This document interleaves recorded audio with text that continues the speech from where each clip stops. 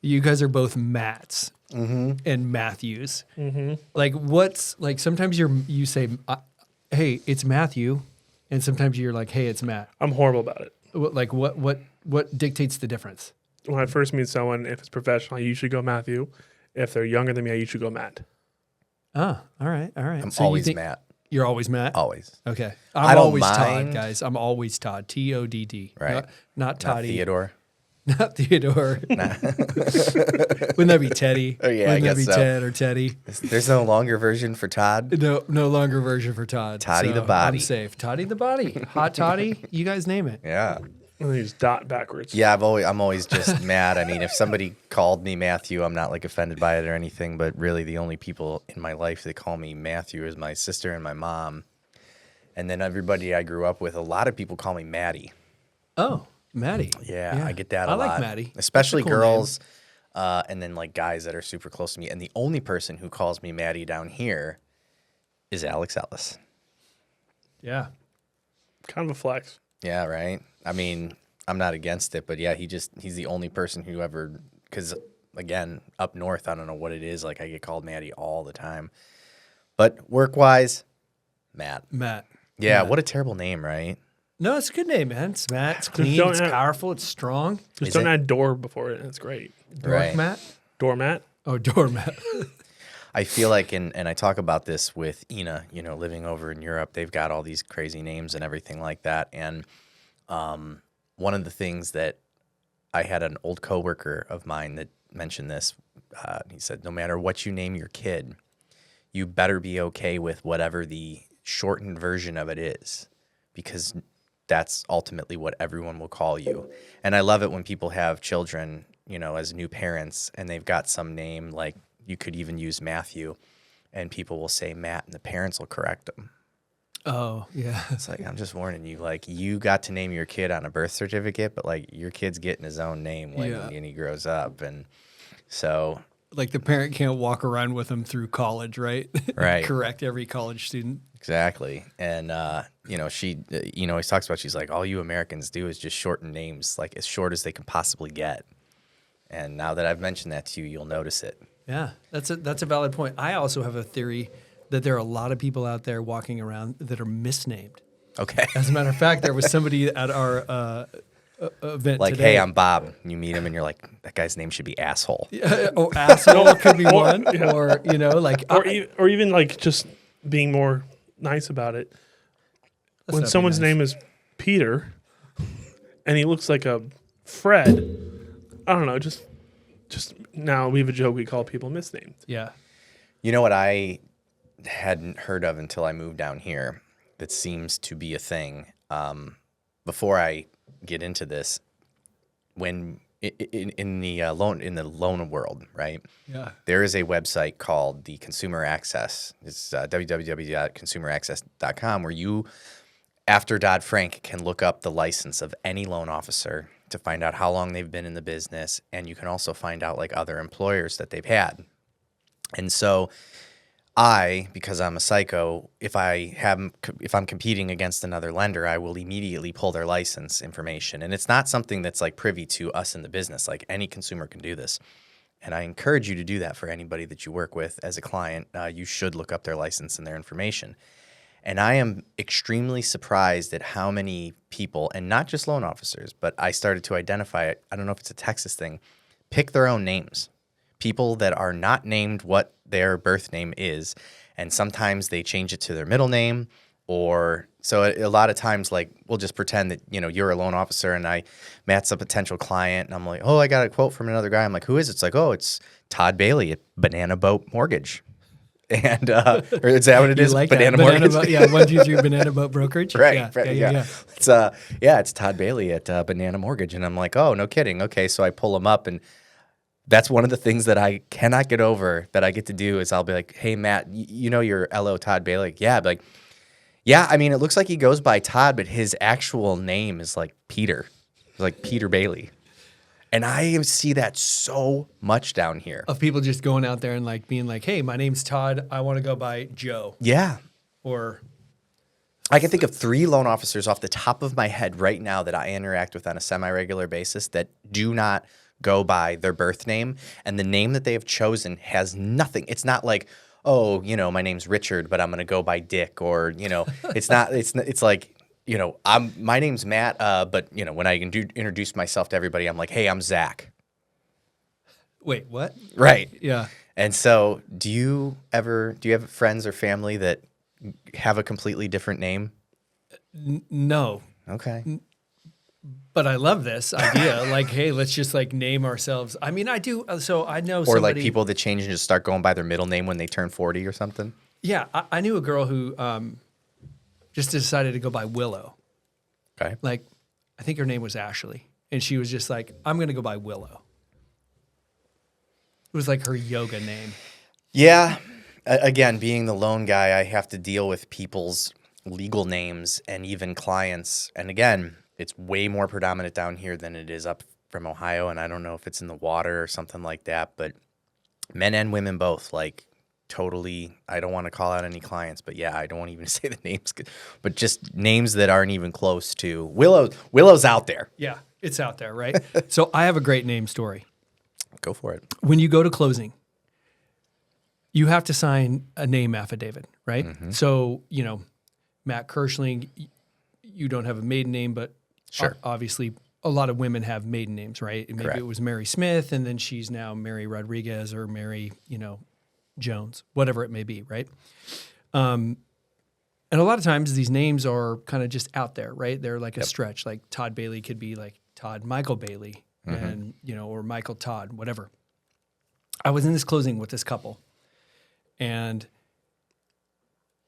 we start signing the name affidavit, and it becomes very clear to me. All of a sudden, this lady realizes on the name affidavit is a maiden name that she had, and she didn't tell her current husband about. And then I started to realize it, and then the title officer started to realize it, and then the new husband, started to realize it.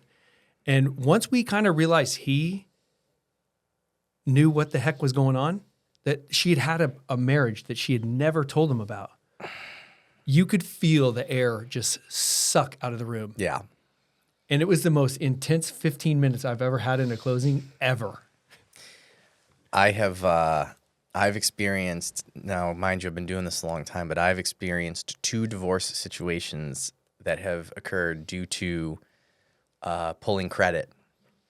Oh, because they find another name in there? No, or because they find out that like the person they're with has bills that the other person's unaware of. Oh, God. And it's like, I've had it happen on both ends of the spectrum where like the one was, the wife's got like $30,000 worth of credit card debt that the husband had no idea about.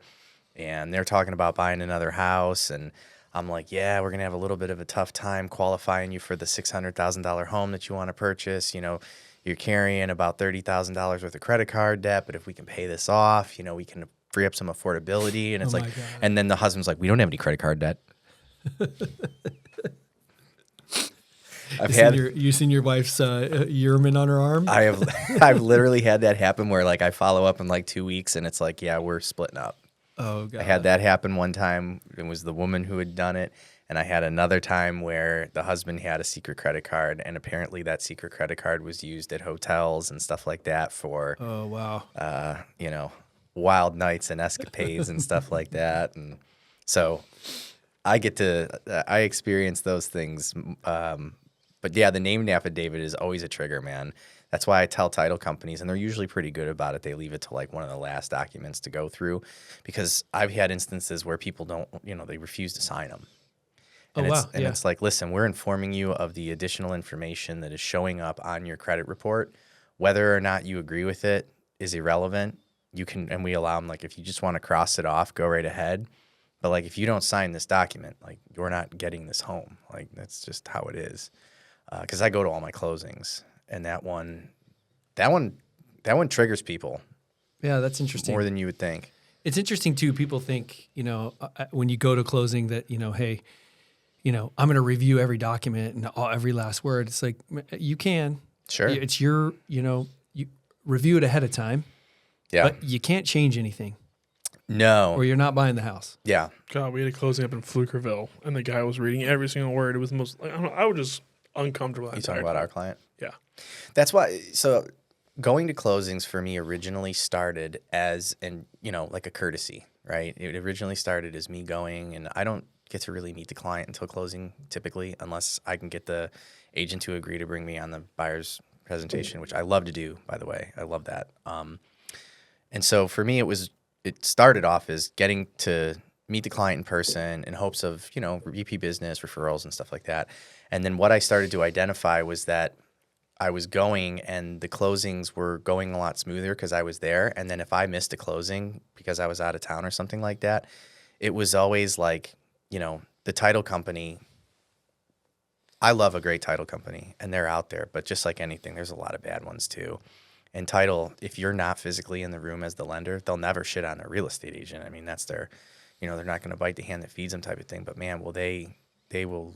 I have heard from clients and stuff like if something isn't the way anyone likes it, it's automatically like, well, your lender, Yeah. I mean, we just had it today. Like we're pre-balanced with the title company out in Fredericksburg, and my client's working on wiring funds, and she's like, "Hey, I want to wire the funds." I'm like, well, we don't have the final figures yet from your lender. It's like, what are you doing? Wire 67,000 then. We're going to be around 66. So it's always good to be in the room for that. And then from time to time, you'll get the guy like he's talking about that I feel like if I wasn't there, he didn't even really have any questions. But if I wasn't there, I feel like he would have tried to tear that title agent apart. Out of like enjoyment. Right. Yeah. Just to be difficult. Just to like a flex. Right. Yeah. And because I was there, it's like whatever question you have, like we're going to get through all of this. There's, no question that I can't answer. Like, let's go. Go ahead. I think that's a great customer service thing that you do because, the real estate agent at the closing table can't do a whole lot, right? We can tell you about your taxes, how to throw away the homestead document that gets mailed to you. Like, let's keep those taxes down. But there's always a lender question. So Yeah. I think that's a super cool thing that you do. Well, and the other thing, because, up in Ohio, and again, I feel like I'm turning this into Texas, Ohio on this. Just doesn't normally happen, but up in That's not a good thing right now. yeah, right? Up in Ohio, we never really do closings at the title company. It's always a mobile notary. And so with that, two things I've identified down here. Number one, mobile notaries that title companies are using, unless they're the escrow agent from the title company, like if they're just hiring a mobile notary, the mobile notaries down here do not know anything about the closing package. They are just there to notarize documentation. And then the other piece of it is, again, being up in Ohio and not doing closings at the title company, like the loan officer is usually there. And we used to do like trainings where we would ultimately act as the notary and do like role plays. And I can go through a full closing package right now and explain every single document in a closing package from the titles documents all the way to the loan officers or the loan package. And I think that like needs to be something we do down here. Yeah. Like if you're a loan officer and you can't explain your loan package and the title portion of it, it's not 100% necessary, but at the same time, it's like you're not as good as you could be at your job. Yeah, I think it is necessary. Like, Right? you need to know that package inside and out. You should, I think. Yeah, I agree. I don't know if real estate agents ever really pay attention to those things when they're going through their closings, but wouldn't even be the worst thing to be able to explain that stuff because, I'm competitive. So when I'm at closings, I never really say anything negative, but I will definitely commend a really good escrow agent that does a good job of explaining the closing documents. But at the same time, there's like a nuance to it because if you over-explain it, I mean, I've been in closings with explaining. Oh, yeah. And the client's not even asking questions, and we're there for an hour because the escrow agent's just that thorough. Like there is a it's an there's art. a finesse to it. It's an My art form. favorite one was this. It was we'll leave the name out, but it was up north, and she just started going through the entire process. But it was like, okay, this is this. It's this just handles this. Just sign it. And then I'm like no informality to it at all. And I just thought it was refreshing. Yeah, I mean, again, there's a fine line between, just saying don't worry about it, sign away, and then, going over it line by line. And I personally like to use analogies on some of the Oh my God. documents. Yeah. How about an analogy, Matt, right now? You want an for us? analogy Yeah, right now? Yes, Okay. I do. What would you compare the residential 1-4 contract to? Jesus. What would I compare the residential 1-4 contract to? Use a golf analogy. Okay. Wait, don't you need to be closer to the mic? No, I'm thinking. He's thinking. Okay. This While might he's take thinking, a while. Yeah, y'all do This think might about take it. a while while. he's thinking about that, like as an example, one of the things that you have to sign is your credit score disclosure, right? And it's a little confusing because you think, okay, it's just going to disclose what my credit score is, but what it actually discloses is it discloses the agencies that we use for credit reporting. So it's a 2-page document, and there's a lot of words in it. And what I ultimately tell them is the reason that you're signing this is because you are acknowledging that we are in agreement that we're using TransUnion, Equifax, and Experian for credit reporting. We are not going to use your Discover credit card estimation. We're not going to use your Credit Karma estimation, right? Right, like Wells Fargo offers you your free FICA. Correct. Yeah. So these are examples and or analogies that are going to show you that these are the credit bureaus that we are agreeing that we're using for your credit score.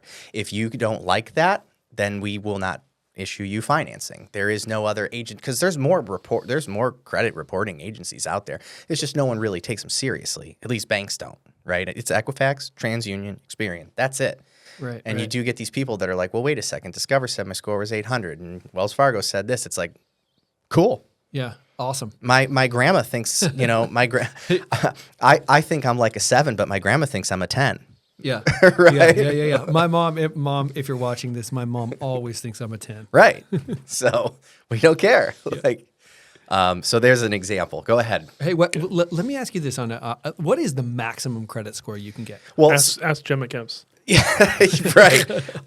So, I mean, 850 is what credit reporting supposedly goes up to from somebody who probably pulls anywhere between, 1,000 to 2,000 credit reports a year and has been doing this for over 20 years. I want to say that. What did me? No, I'm kidding. I want to say the highest credit score that I have ever seen is like, I actually have one right now. It's like 835, 840. Oh, wow. And what's interesting about it is that, people are always like, oh, I have an 800 credit score. I have an 800 credit score. And that's cool. It's just there's a few things that you have to have in order to have an 800 credit score that a lot of people, when they tell me that they have an 800 credit score, I know that but simply by like, what am I trying to say? Like their age and things like that. There's no way they have an 800 credit score. In other words, like one of the number one things that's going to get you to an 800 credit score is History. well, you have to have accounts that are really, really old. Yeah. Right. So like if you're 25 years old, And when you say really old, is 5 years, 10 years, 20 years? I would say over 5 years. Okay. And these have to be revolving accounts that you use on a semi-regular basis with some decent balances and everything along those lines. So like when a 25-year-old kid tells me he has an 800 credit score, I'm kind of like, maybe. Yeah, maybe. And when you say revolving balance, are they taking into account the amount of credit that particular bank is giving you, or are they looking at your entire portfolio? both. So the first thing that's most important with credit that I run into, unfortunately, with people that don't want to hear this, the number one thing is if we don't have anything to judge you on, then it's gonna negatively affect your score, because you run into situations where people are like, well, I don't really carry a balance on a credit card and I pay all my bills on time, so why is my credit score not an 800? And it's like, well, we don't really have anything to go off of, right? Like you might have run the 40-yard dash in high school, at 4 seconds flat, but now you're in your late 30s, early 40s, and That's you're nice like, of you to say. and you're like, so if you're just going to tell me, hey, I'm really fast, Yeah. I'm like, well, I don't know. Yeah. I mean, I I, can know run a you. four- I know you were. I ran a 4-minute mile one time. There you go. Yeah, I right. did. And that's my point. So credit's kind of the same way. It's like, well, we haven't never done seen that. you lace up and run at all Yeah, that in was a like long a time decade, ago. right? So it's like, Yeah. but I'm real fast, I promise. It's like, okay, well, we don't have anything to judge on, right? So that's the first thing is actual credit utilization. That's important. And then the second thing that I run into with people who have, what I would consider to be like medium to low credit is typically because of how important it is to pay something on time, right?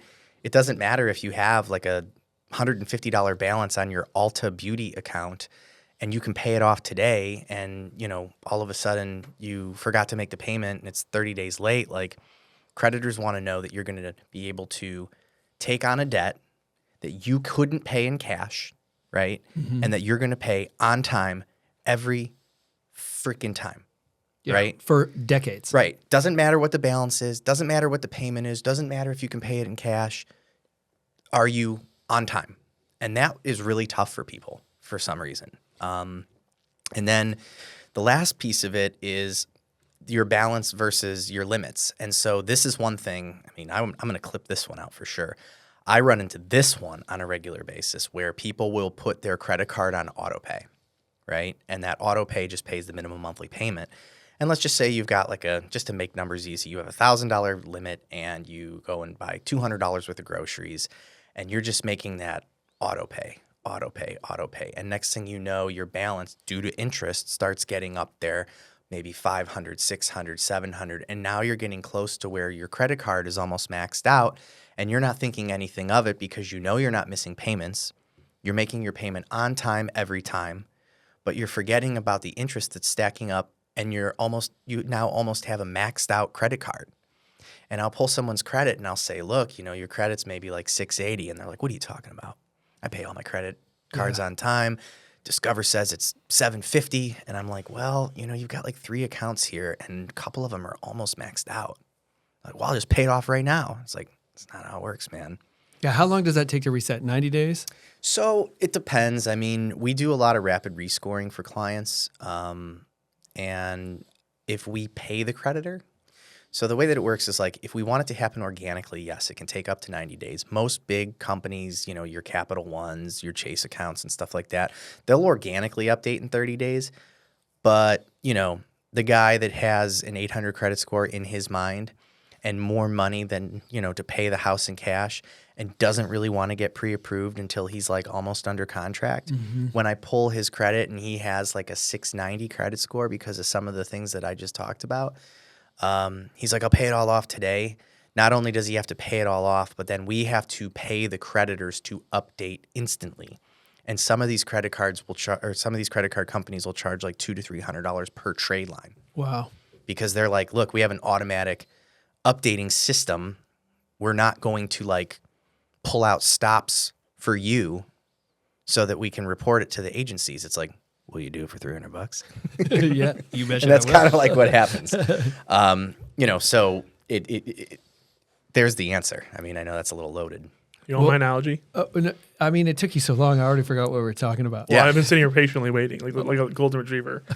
We're ready. Yeah. Okay, 1 to 4 family contract is like the USGA rule book for golf, and all the addendums that we have attached to it would be local rules. All right. It's pretty good. That's the best I got. It's pretty good. No, pretty good. Okay. I want to come back to, can I ask you a few more credit questions? Sure.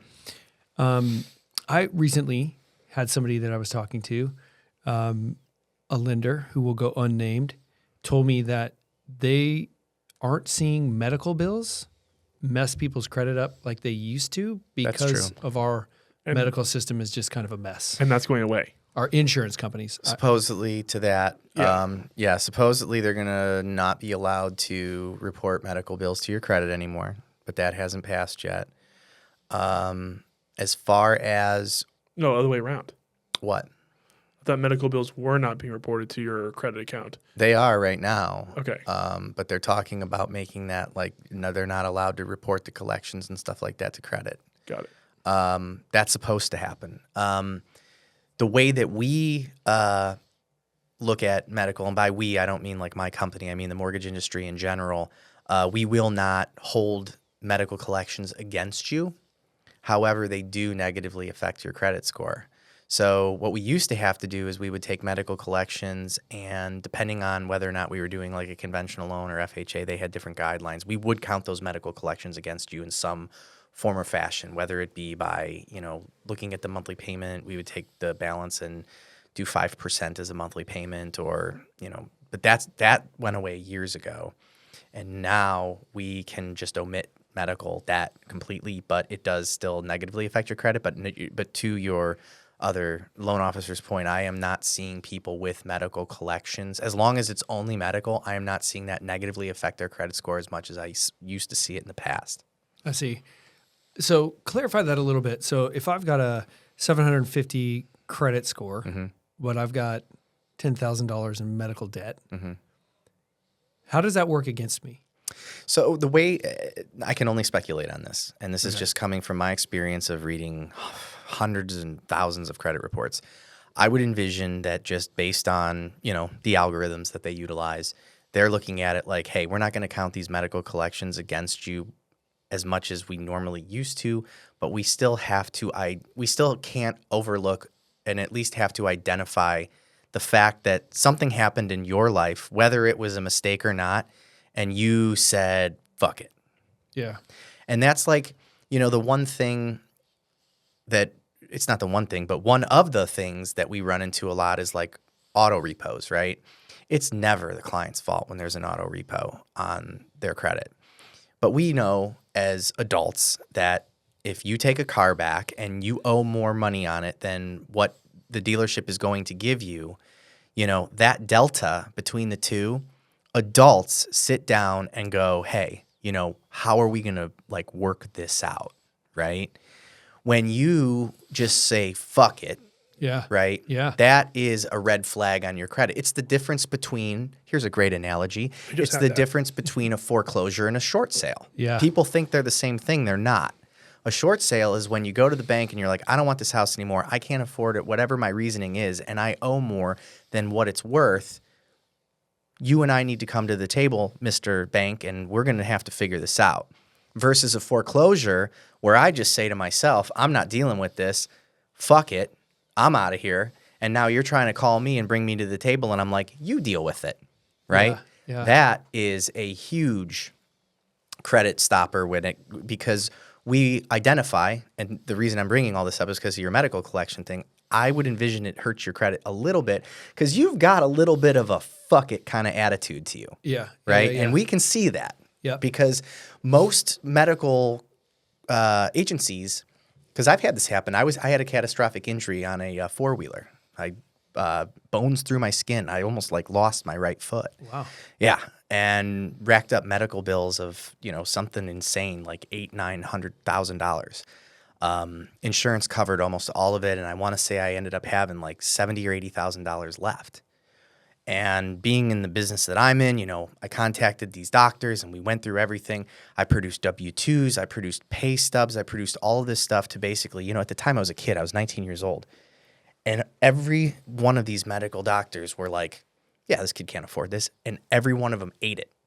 That's cool. Right? Yeah. No reason to send me to collections. That we're never going to get the money anyway. The kid has produced all of his income. We know that he can't, dude, I was 19 years old. How am I going to pay $80,000? Well, and insurance covered 90% of it. Yeah. Right? Most of it, right? So they got paid. So everybody's whole. Right? But they made 2.25. Was that at 3%? Right. Yeah. But the moral of the story is was that an analogy? That might have been an analogy. Complex, job, though. Kemps. It was complex, though. Yeah. You have to use your brain with my analogies. That wasn't that the analogies are poor. It's that they're too complex, which makes them not as good. Yeah. That's my personality. Sorry. My bad. Because we do like you a lot. So. Yeah, my bad. So going back to credit, though, Yeah. that never even hit my credit. It never negatively affected my credit. So I think that, if there is an algorithm when it comes to credit, one of the pieces is when the going gets tough, are you going to give up and just say, fuck it, it's your problem? Or are you going to come to the table and negotiate with some of these creditors and figure it out? And if you are the latter, we see that. We see you. We see you. Yeah. So I used to do a lot of apartment locating. Mm-hmm. And I would ask the questions like, hey, have you had any issues with your credit? Have you had any issues with the law? Have you ever defaulted on a lease? And I can't tell you how many people will be like, no. And then we go in and it was like a car repossession 3 days ago. It's like that person said, fuck it. Yeah. Well, and again, we see you. Yeah. And because at the end of the day, I've got to do the follow-ups on when people are not making their payments and everything along those lines. And, we see it from time to time and it really is like a, kind of fuck it mentality. It's, well, you have to understand, Todd, like I lost my job. Like, okay, figure it out. Right. Yeah, cool. I mean, the only time that I ever feel sorry for anyone when they have poor credit and I have to hear the stories is, and it's true, sadly, it's rare. Not that I wish it was more common, but I do hear instances where people are like, hey, I was in a terrible car accident. Obviously I got laid off from work. I'm a construction worker. I was in a wheelchair for a while, blah, blah, blah. The bills kept coming in. I didn't know what to do, and I just got in over my head. Because if you lose your health, like, fuck, man. Yeah. But I'd say 99% of the stories I hear is it wasn't my fault. They screwed me over. Mm-hmm. Matt learned what a lemon was a couple weeks ago because we had a mutual client that was like, they sold me a lemon. And a house or a car? Car. Yeah. So I didn't even know what a lemon was. Oh, you didn't? I just found out that's not a like. Yeah, that's not my generation. That's we a don't use that generational word. thing. What? Really? Yeah. There's lemon lawyers out there. Found that out too. Yeah, apparently that's not a thing. They make lemon houses, just for the record. So Sure. is there a lime? I don't know why it was that. We could probably figure that out and look it up. I'm sure there's something to it, but yeah, and then they call them Sprite lawyers. You know what hurts your credit the most? Yeah. The thing. No, that, I don't. The actually. thing that burns your credit the absolute hardest is when you get collections that are based on utility or like utility service companies. So like Verizon or like T-Mobile, or I see a lot of like DirecTV or Spectrum. I don't know what it is in the algorithms, but it's almost like the credit agency looks at it as like, if you agree to like a 2-year contract on a phone, I don't care what happened, right? I don't care if the phone broke and they said, oh, you got to get this shitty loaner or whatever. When you go, well, fuck you, here's the phone, I'm not honoring the rest of my contract, they put that little $1,200 collection on your credit. It's almost like the credit gods look at you and go, what a fucking loser. I swear to God, like DirecTV, like if you ever get like Spectrum and your cable and your internet isn't working and you just like stop paying them and you're like, come and get it. Like I am telling you right now, they will murder your credit. I got it. Guilty. It is like, and every time I talk to the guy, he gets like flaming hot and starts telling me the story. And as soon as I can get him to calm down a little bit, I go, hey, look, I am sure that this story that you're telling me, like, fuck these big companies, AT&T sucks, whatever it is. I said, but at the end of the day, I think it boils down to, do you want to be right? Or for $1,200, do you want a 700 credit score? Yeah. You know what I'm saying? Yeah. And then they're like, would you pay me right now if I could just juice your score to 700? They're like, yeah. I'm like, then just pay Verizon, man. Just pay them. Like, I don't want to give them a penny. I'm like, yeah. Okay.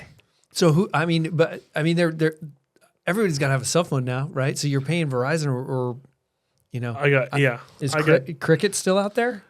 But the story usually goes like this. Like, I signed up with Verizon. They gave me a free phone. I had it for a year. The phone broke. I took it back to them. I didn't pay for the insurance. And then they told me, well, here, you can have this loan or flip phone, or you have to buy a phone in cash. Oh, so then you know what I said to them? I said, fuck that. I went across the street. I went to T-Mobile. I signed a new 2-year contract. I got a brand new phone, and I'm good to go. And they can fuck off. Yeah. That's what it always boils down to. Or you don't deliver the equipment back when you ask Spectrum to bring you a router and a modem and your cable box. And when you're 21 years old and you think, fuck it, I don't need to deliver it back. Get out of this shithole house. Guilty. And you just leave it there? I left a modem and then I moved out and I was like, nah, don't even fucking realize it. Well, they know. We have a lot of these management companies now, right, that do management for investors that own homes. And I'm seeing more of this in the last like 3 to 5 years than I've ever seen it, where part of what these management companies do is they go after your credit. So like if you rent my house and, trash it, and again, every time I talk to the client, it's like, oh, we just had some basic wear and tear, it's never like they shit all over the walls or something, but they can't come to an agreement with the landlord The landlord's like, I had to replace all the flooring. They had a dog that pissed all over, whatever it is. And there's usually like some $2,000 collection. Well, you know, that landlord we didn't have management companies like we do nowadays. And with technology and everything like that, I warn every single renter, because I see it way more now than I've seen it ever. You better really, really take it seriously if that management company comes back and says, hey, you owe us $2,000 for damages. Come to the table, have the negotiations. Don't just be like, come and get it, because they're going to whack you. And then we look at that when you're buying a home now. Mm-hmm. You know, it's one thing if you're not paying like a credit card, but now you entered an agreement with somebody on a residential real estate transaction and you're just not coming to the table. How's that look? Yeah, I've always told people, landlord debt is the worst, right? It's maybe not that you want a felony, but it's probably easier to get a loan with a felony than it is a landlord debt. Oh, yeah. Well, I mean, think about it. Like, I've flat out said this to clients when they're like, you know, if somebody's going to cross me over, you know, I just, you know, they can come and get it. And I literally say, hey, listen, you know, I'm on your team, but I want to let you know you're probably the worst thing you could say to somebody that you're trying to borrow money from. Right? Yeah. Because I know you're not borrowing money from me like directly per se, but why don't you go ahead and talk to me as if you are? Would you say that to me? Would you say to me like, yeah, so, you know, we got everything and I just said, fuck it. Yeah. I think you said it earlier really well. You know, adults sat down in a room and had a conversation. Yeah. Right? You can talk to your bank if you're behind. Correct. You can talk to your lenders if you're having a tough go. They do. I mean, look at what happened during COVID with all the forbearance. I mean, look, investors all they want is for you to just make your payments, and they want you to make it on time. To go through the short sale process, or God forbid, even the foreclosure process, is so expensive for an investor. When by investor, I mean like lender.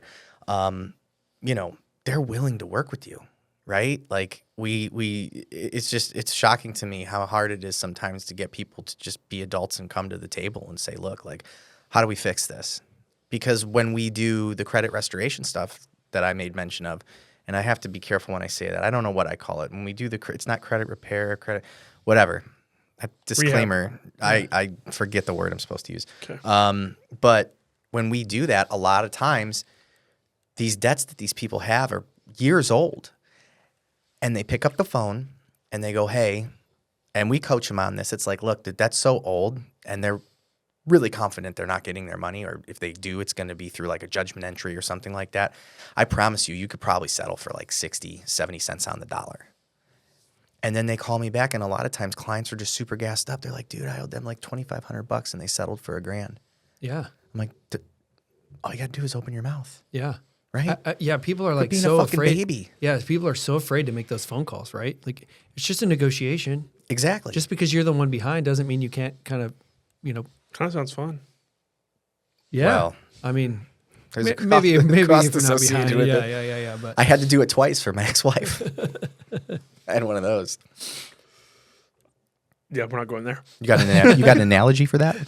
Yeah. What's hey, Kaylee. Kaylee. We love you, Kaylee. We love you. I wanted to. Who's got the time? Let's check. We got 5 minutes. 5 minutes. Oh man, No, we got 15. We got 5. I've got one. Let's call it 7. I got one I want to ask y'all. And let's go. We'll probably have to table it because I think it'll go for a while.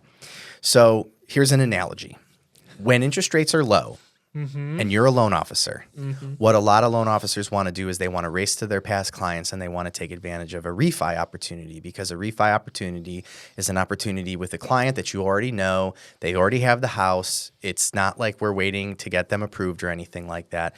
And at the end of the day, it closes. And for all things considered, it's kind of the lower hanging fruit in my business, right?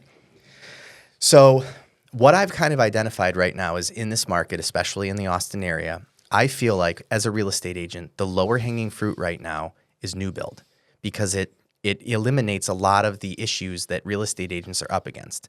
The builder can give you up to 6% seller concessions to buy down the interest rate, so you eliminate, rates are high. The builder is building a brand new home, so it eliminates any issues of, the roof is 20 years old, or, the windows are not efficient. New sounds new. It's bright. It's shiny. There's not a lot to sell, right? And then in addition to that, you also have a in-house rep that is basically on your team where you're tag teaming and you're selling your buyer. And then lastly, I know that inventory is considered to be somewhat high, but at the end of the day, it's debatable. lower. It's debatable that in the grand scheme of things, 3.6 inventory is low. So taking somebody to a new build where it kind of eases your inventory issue. So with that being said, because I track a lot of production of real estate agents, and I have identified that there are a lot of agents when I look at like who they're working with and what they're closing, that I've seen agents that some of them are up to 60 to 70, almost 80% of their closings are all new build. That cannot be by like a fluke. And what I'm wondering, because we all are salespeople and scripts and this and that, what is it that y'all are seeing with agents in general? I guess this is a two-part question. Would you agree, or am I just maybe reading the math wrong? Would you agree that there are certain agents out there that they've kind of found their niche, and we don't want to use the word steering, but you know, they're showing the new build because they've got a pitch for it. They understand what it is. That's my first question. And then the second question is that we all know that when interest rates go down, buyers are going to come out of the woodwork, because about 3 or 4 years ago, I know people that were intentionally trying to keep people away from builders because builders weren't paying anything. So it's all cyclical. So one, are there agents that you feel are like really gearing towards new build for obvious reasons that I covered? And then number two, how is that going? If you are that agent, how could you negatively be impacted in the future by that? Or is it all just like business is business? I'll go first. Oh, Okay. So guilty as charged. Okay. I've done I have 4 buyers on a contract right now. All are new build. Mm-hmm. The process is super easy. Right. All I do is negotiate comps with the builder up front. Say, hey, even with your incentives, I understand your sales price here. Your incentives are separate with the lender and title. You're not truly benefiting that, even though it's a corporation whole as affiliate business. For the actual resale purposes of your neighborhood, you might be listed at $550 right now. I know there's more negotiation there. There's the one that you just closed last week at $510. I see it on the MLS.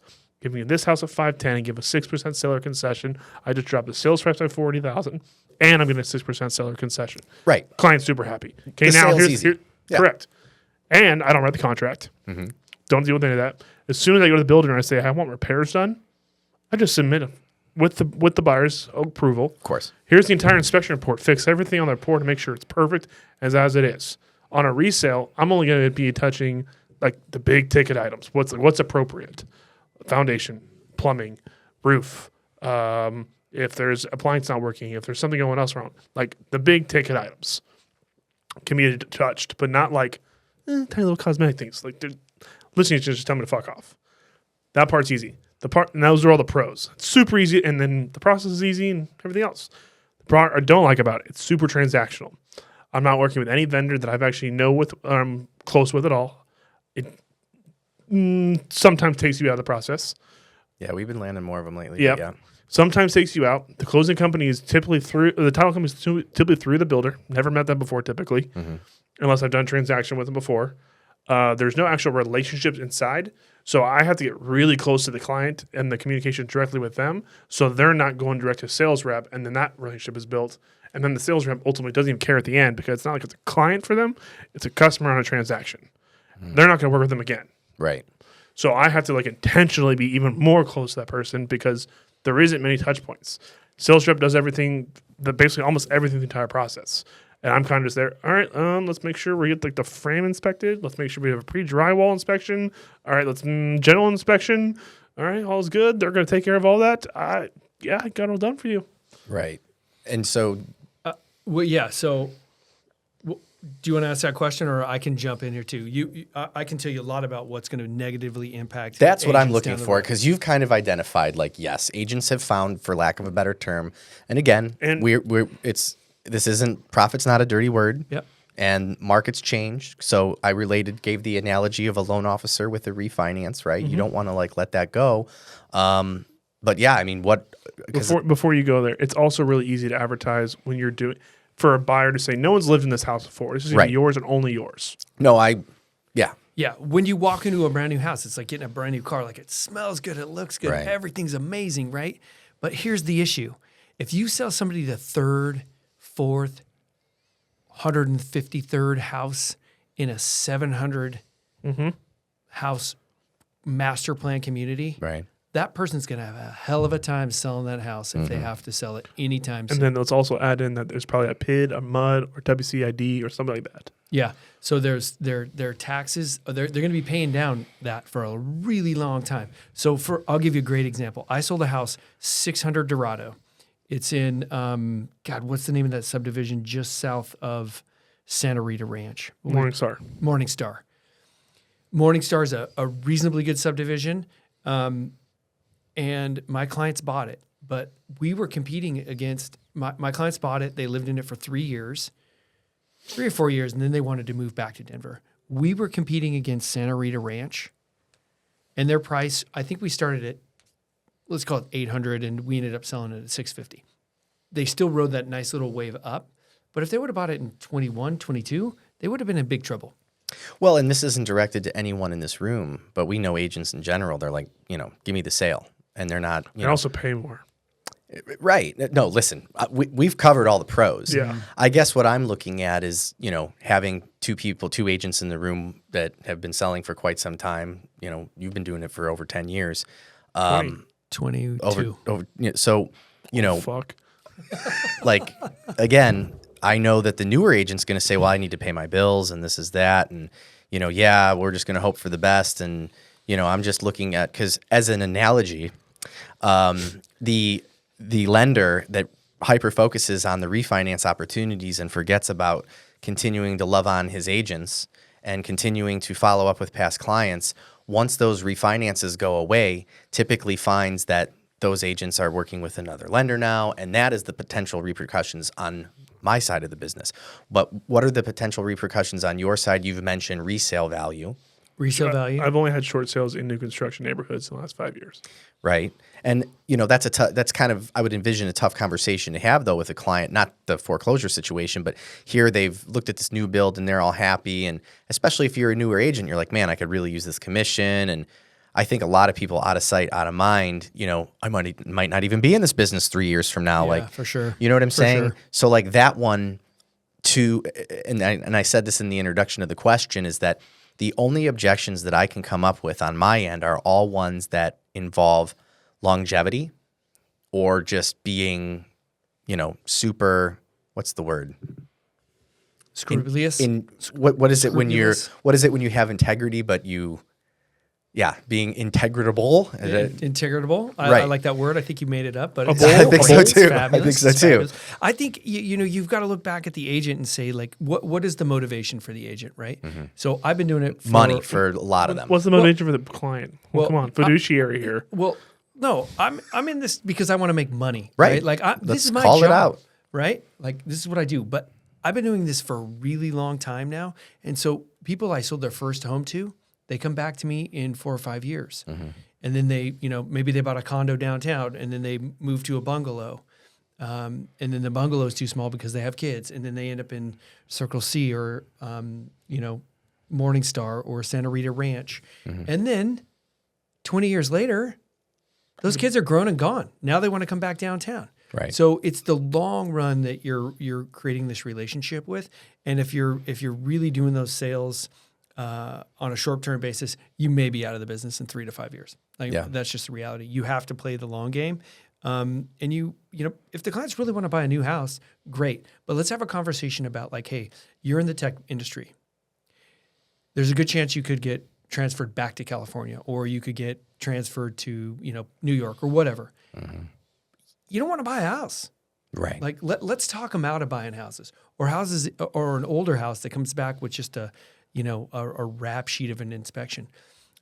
Talking a client out of a house is better for everyone Yeah, in the long run, for in sure. the long run. Have you seen anything like this in your 22 years where, the whole new build is like, it's the low-hanging fruit? Because I'll be honest, I haven't seen it in my career. Granted, I wasn't focused really on purchase business in the first 10 years of my career, but I've been doing purchase for about 10 years now.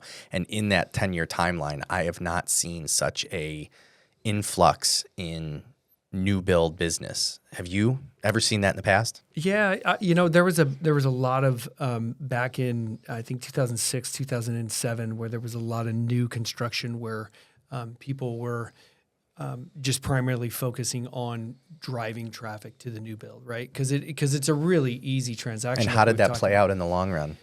Well, again, I think that a lot of people at that time, people were getting in way over their skis, right? Yep. And It kind of feels like that now with 6% seller concessions, 3% real estate on the buy side, upgrades. Yeah. I mean, you're packaging in, by my math, 12 to 15 points on a deal with appreciation of only 3 to 5% year over year conservatively. So you're going to have to be in that home 3 years before you break even if you're only putting down 3 to 5%. I think you're hitting the nail on the head that really when you're sitting down with a good real estate agent, you should sit down and talk about the long-term strategy. We need more of those. Yeah, I agree. I couldn't agree more.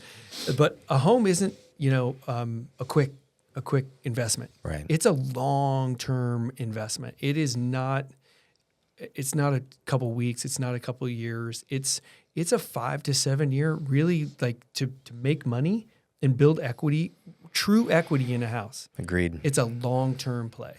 So people need to sit down, have that conversation with a professional, not just somebody who's like, oh yeah, jump in my car.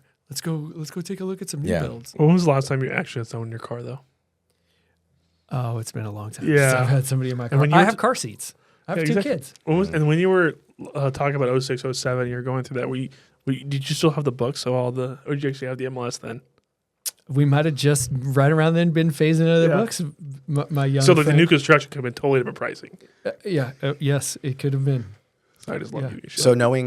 So having history here, Yeah. history book, any predictions, fears, anything like that in regards to the flock of agents bringing buyers to new builds, obviously the commissions that are associated with it? Like, if history repeats itself, what would you say is coming in the next 3 to 5 years? Yeah, in respect to that. Yeah, I would be very careful if I was a real estate agent if you want to be in the business long term, right? Mm-hmm. And if you want to do things right just for the world, right? Like good karma, whatever it is you believe in. Sure. You want to do good for the world, leave it a little bit better than when you found the way you found it, right? Amen. I would have a conversation with your buyers about their actual goals, how long they're going to be there, and look at what's being delivered in that area, right? So and common sense will tell you, you pull up to a new build and you see acres of land development, but no houses on it, you're going to be competing against that builder for 6, 7, 8 years, maybe 10 years. Maybe that's a little bit of an over-exaggeration, but a really long time. And those builders are going to always be able to underprice you. They're always going to be able to offer these incentives. So yeah, be careful as a consumer where you're looking, where you're buying. A new home can be a great, great purchase for you, but really, look in the mirror and decide, do I want to be here for the long run? So basically, if you're buying a new build, you better make sure you love it for a long time. Yeah. Now, one caveat. Infill new construction is a pretty good investment. What is that? On a shorter term basis. So infill building is where people go I hate to say this, but knock down grandma's house and build 1 or 2 houses on that lot. Yeah. Right? Or 3 with the new rule. You got the acreage. We're not doing that yet, though, I don't think. We just did a podcast on it. Yeah, we got a company out here that's starting it, but yeah. Yeah, I'd be careful, but I agree. Nonetheless, infill building, I think there's a lot of opportunity for a little shorter play, but it's still because of location. Right. Exactly right. So, you can have a really badass house down closer to downtown or central Austin, and you're not going to be competing against that builder for the long run. Yeah, absolutely. All right, guys, I love you. I know. I We're at mean time, it, man. But I love my daughters way more than I love you guys. Do your thing. Appreciate you having you on. How many daughters again? I have 2 amazing girls. Do you ever shorten their names? Yes. There it is. Both of them. Shorten the names. All right, gentlemen. And Appreciate short you. is never in. We'll see you next time. See you guys.